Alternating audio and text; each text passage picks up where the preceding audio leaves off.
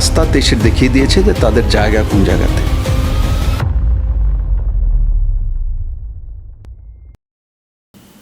দেখুন, প্রত্যেকটি নির্বাচনেই ভারতীয় জনতা পার্টির জন্য ইম্পর্ট্যান্ট এবং আমরা সেইভাবে রাজনীতিটাকে দেখি।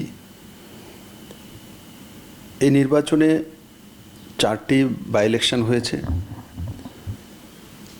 এবং 4টির মধ্যে 3টি ভারতীয় জনতা পার্টির জিত হয়েছে। সে জিতও সমস্ত জায়গায় 4,500-এর অধিক ভোটে আমরা জিতেছি। আমাদের মুখ্যমন্ত্রীর ক্যান্ডিডেট যিনি ছিলেন ডক্টর মানিক শাহ, উনি 6,100 উপরে ডিফারেন্সে জিতেছে। আর সেখানে ভোটিং পার্সেন্টেজ 18-র চাইতে অনেক কম হয়েছে। 90% হতো সেই জায়গাতে 71% ভোটিং হতো। ওই হিসাবে দেখলে বড় জিত, ঠিক। দ্বিতীয়ত 2টি গ্রাম, একটা সুরমা আর আরেকটা হচ্ছে যুবরাজনগর। একসময় কমিউনিস্টরা বলতেন যে গ্রাম আমাদের, পাহাড় আমাদের। সুরমা এবং যুবরাজনগর প্রমাণিত করে দিয়েছে গ্রামও তাদের নয়, পাহাড়ও তাদের নয়। তৃতীয় বিষয় হচ্ছে এই ইলেকশনে সবচেয়ে বড় দিক, যেখানে এই 4টি সিটে গত 2018-এর বিধানসভা নির্বাচনে কমিউনিস্ট 67,000-এর কাছাকাছি ভোট পেয়েছিল, 67,000। আজকে সেই কমিউনিস্ট এসে কোথায় দাঁড়িয়েছে? এই 4 সিটে যদি তাদের ভোট একসঙ্গে করা হয় ইনক্লুডিং ফরওয়ার্ড ব্লকের নিয়ে, তখন কমিউনিস্ট পার্টির ভোট হয় 32,000-এর কাছাকাছি। তার মানে অর্ধেকের চাইতে কমে গেছে। তো এই ইলেকশনে এক তো কমিউনিস্টের যে একটা সবসময় মানে দম্ভ ছিল, গ্রাম তো আমাদের, পাহাড় তো আমাদের। আজকে ত্রিপুরার রুরাল এরিয়া গ্রামবাসীরা দেখিয়ে দিয়েছে গ্রাম বিজেপির সঙ্গে, মোদির সঙ্গে। পাহাড় দেখিয়ে দিয়েছে যে কমিউনিস্টের সঙ্গে ওনারা নেই। তো মানুষ সেটা বোঝে এবং সেই দিশাতে ভোট দিয়েছে এবং কমিউনিস্টকে অর্ধেকের চাইতে কম ভোট দিয়ে তাদেরকে তাদের রাস্তা দেশে দেখিয়ে দিয়েছে যে তাদের জায়গা কোন জায়গাতে। মানুষ ডেভেলপমেন্টের সঙ্গে থাকতে চায়। নজওয়ান ছেলেমেয়েরা, মহিলারা নিজের জীবনে নিজে কিছু করতে চায়। যে কমিউনিস্টরা কোনোদিনই নিজে কিছু করো সেই জায়গায় কাউকে ইন্সপায়ার করেনি। এখন ত্রিপুরার মানুষ নিজে কিছু করে, সেলফ হেল্প গ্রুপের মাধ্যমে মহিলারা নিজের জীবনকে তৈরি করছে, জীবিকা নির্বাহ করছে, অন্যকে লালন পালন করছে। নজওয়ান ছেলেরা নিজেরা ফুলের বাগিচা হোক, ফিশারি হোক, এগ্রিকালচার হোক, হর্টিকালচার হোক, সেগুলোতে আইটি সেক্টর হোক, নিজেরা কিছু তৈরি করছে, নিজে ক্রিয়েট করছে, যেটা ত্রিপুরাতে ছিল না। আজকে ত্রিপুরার ছেলেমেয়েরা ক্রিয়েট করতে জানে, যেটা আগে বলা হতো তোমরা কোনো কিছু পারবে না, তোমরা শুধু সিপিএমের লাইনে হাঁটো, আমরা তোমার জন্য দেখি যদি চুল পাকার আগে কোনো চাকরির ব্যবস্থা করতে পারি। আজকে সেই জায়গা থেকে আমাদের নজওয়ানরা বেরিয়ে এসছে, সে জীবনের চ্যালেঞ্জকে স্বীকার করে। আগে চ্যালেঞ্জকে স্বীকার করা শেখায়নি। চ্যালেঞ্জকে স্বীকার করবেন তো হীরা হয়ে বেরোবেন, চ্যালেঞ্জকে স্বীকার না করবেন তো আপনি জীবনে প্রতিষ্ঠিত হতে পারবেন না, পরনির্ভরশীল হবেন, পরগাছা হবেন। পরগাছা গাছ থেকে কেটে দেবে, কিন্তু নিজে যদি নিজেকে তৈরি করা হয় তো কেউ আপনাকে কাটতে পারবে না। তো আজকে ত্রিপুরার মধ্যে সেই মানসিকতা তৈরি হয়েছে, সেই মানসিকতার পরিচয় আজকে এই রেজাল্টের মাধ্যমে পরিলক্ষিত হয়েছে। এবং তার সঙ্গে আরেকটা দিক, যেটা আমরা 23-এর জন্য অপেক্ষা করছিলাম যে কমিউনিস্ট কংগ্রেস একত্রিত হবে, এই ইলেকশনে এটাও মানুষ দেখেনি যে কমিউনিস্ট কংগ্রেস একত্রিত হওয়ার পরও মাত্র একটা সিটই বের করতে পেরেছে, বাকি 3টেতে হাত লাগাতে পারেনি। তো মানুষ 23-এর যে জবাব আজকে দিয়ে দিয়েছে। তারা যে ভেবেছিল 23-এ আমরা একত্রিত হয়ে অঙ্কগণিত করব, বিজেপির সঙ্গে লড়াই করব, এবার মানুষ সেটা দেখে নিয়েছে যে এদের ভূমিকা কতটুকু, দুইজন একত্রিত হওয়ার পরে কি হতে পারে। 4টের মধ্যে 3টেই ভারতীয় জনতা পার্টির জিত হয়েছে। আর ভারতীয় জনতা পার্টির জিত নেই, আমি বলবো ত্রিপুরার মানুষের জিত হয়েছে।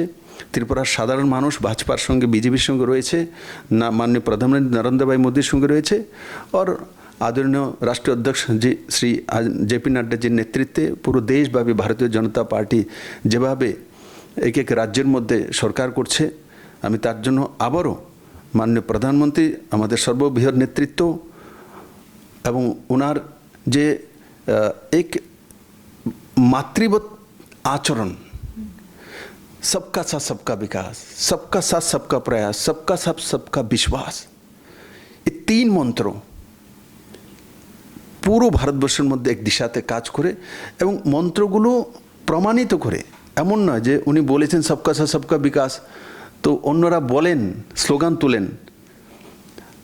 যেমন এক সময় সবুজ বিপ্লবের নারা দিয়েছিলেন কংগ্রেসের লিডারশিপ, কিন্তু সেটা হরিয়ানা আর পাঞ্জাব, রাজস্থান পর্যন্ত সীমিত ছিল, পুরো ভারতবর্ষে যায়নি।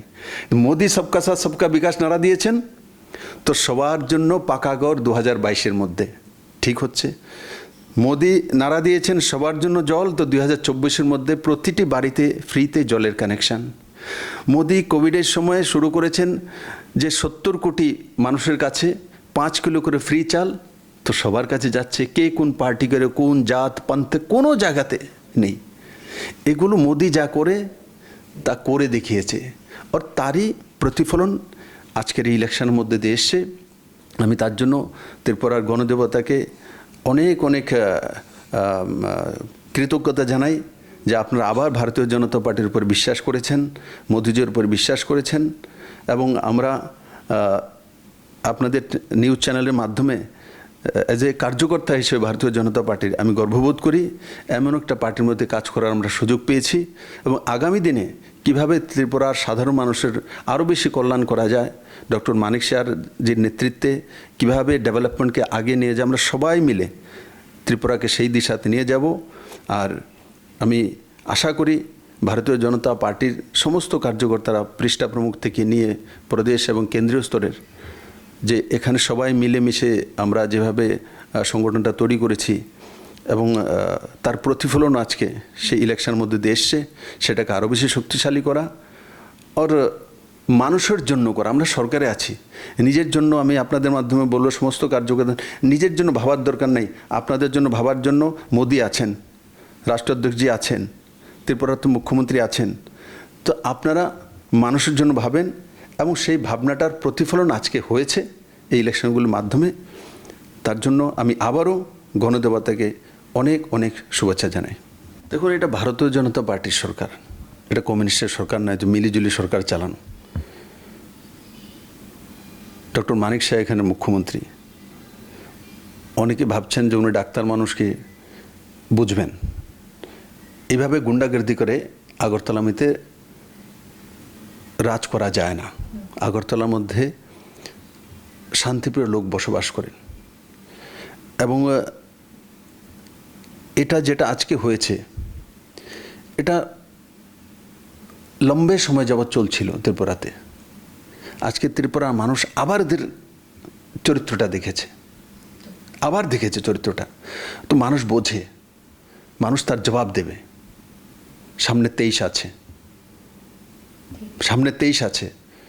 তো তার জন্য বলে ঈশ্বর যা করে ভালোর জন্য করে। কিন্তু ভারতীয় জনতা পার্টি একটা ডিসিপ্লিন পার্টি। আমরা গণতান্ত্রিক পদ্ধতিতে তার বিচার চাইব, জনতার কাছে যাইব, আর কানুন ব্যবস্থা আছে, আমরা সেই ব্যবস্থাতে যাব। এবং যাদের সঙ্গে আজকে সেটা হচ্ছে তাদেরকে ন্যায় দেওয়া আমাদের কর্তব্য, এবং আমরা ন্যায় নিশ্চিত দেব। এবং কোনোভাবেই ত্রিপুরাতে সন্ত্রাস কায়েম করাতে দেওয়া হবে না। এবং আপনারা লক্ষ্য করেছেন কালকেই বিজেপি থেকে প্রেস কনফারেন্স করে আগম বলা হয়েছিল যে ইলেকশনের পরে যাতে আমাদের কার্যকর্তা হোক, বিরোধী সবার কাছে আপিল করা হয়েছিল যাতে আমরা ইলেকশনের পরে সুন্দরভাবে মিলেমিশে চলতে পারি। কিন্তু সেটা ভঙ্গ কে করেছে? যারা ত্রিপুরাতে মিলেমিশে 25 বছর কমিউনিস্ট সরকার এনেছিল একটা পরিবার, আজকে আবার প্রমাণিত করেছে, এই ইলেকশনের রেজাল্টও প্রমাণিত করেছে, এবং আজকের কাজের মাধ্যমে যে সন্ত্রাসের মাধ্যমে প্রমাণিত করেছে। জনতা তার সহি জবাব দেবে, এবং আমরা আইনগতভাবে যা যা ব্যবস্থা নেওয়ার নিশ্চিত আমরা নেব। আমরা আগেই বলেছি 18-এর পর থেকে ইলেকশন জেতার পর থেকে ভারতীয় জনতা পার্টি আইপিএফটি সরকার, আমরা যতটা ইলেকশন দেখেছি সমস্ত ইলেকশনের মধ্যেই সিপিএম হেরেছে।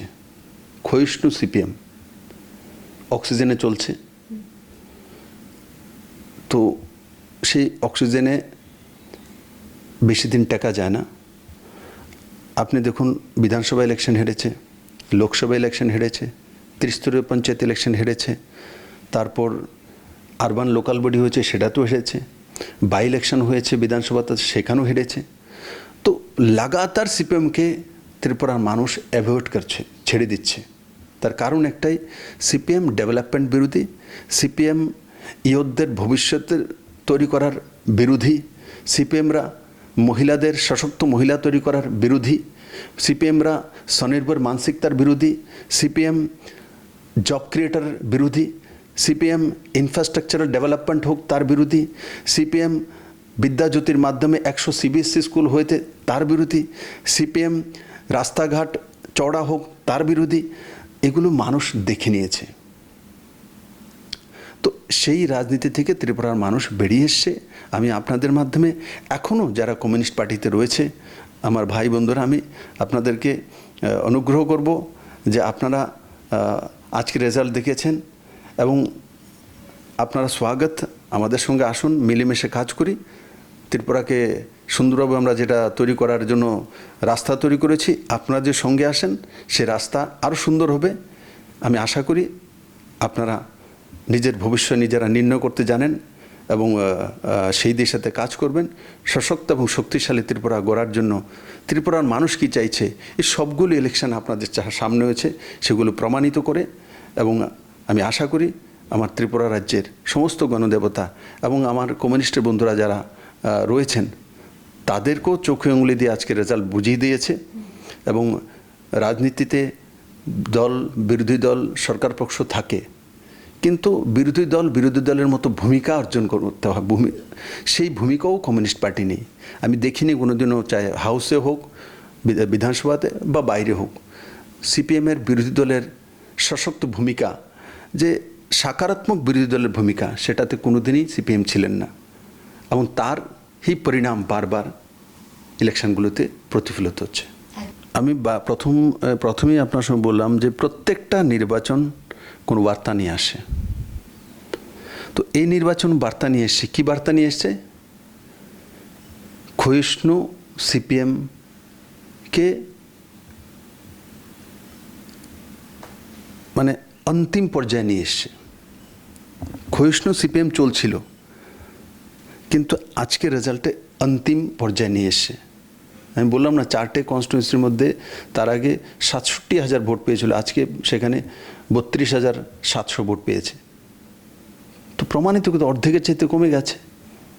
তো এটা বড় একটা রেজাল্ট। যেটা সিপিএম বলতো যে আমরা তো 18 ইলেকশনে আমরা হেরেছি, কিন্তু আমাদের ভোটও 42% ছিল। আজকে কি বলবে? আজকে তার জবাব কি? আজকে জনতা তার জবাব দিয়ে দিয়েছে এবং আগামী দিনে মানুষ তার জন্য তৈরি হয়ে আছে। ত্রিপুরাতে মানুষ ডেভেলপমেন্ট চায়, নারীরা নিজেদের স্বাধীনতা চায়, শক্তি চায়, ইয়থ স্বরোজগারী হতে চায়, আর সর্বোপরি ত্রিপুরার ওভারঅল ডেভেলপমেন্ট চায়। আর তারই পরিণাম আজকের এই রেজাল্ট। এবং আশা করি আমার সিপিএমের বন্ধুরাও এই রেজাল্টের দেখে বুঝে গেছেন। আমি তার জন্য আপনাদের মাধ্যমে সেটাই বলবো, রাজনীতি দল করার ইচ্ছা থাকলে ভারতীয় জনতা পার্টি আছে, আসুন, স্বাগত है, মিলেমিশে কাজ করি। এবং ভারতীয় জনতা পার্টি এক ডিসিপ্লিন পার্টি, মাননীয় প্রধানমন্ত্রী নরেন্দ্র ভাই মোদীর নেতৃত্বে ত্রিপুরাতে যে বিকাশটা শুরু হয়েছে 2018 থেকে, আমরা সবাই মিলে কাজ করলে তার গতি আরও বেশি বাড়বে, এটা আমি আশা করি।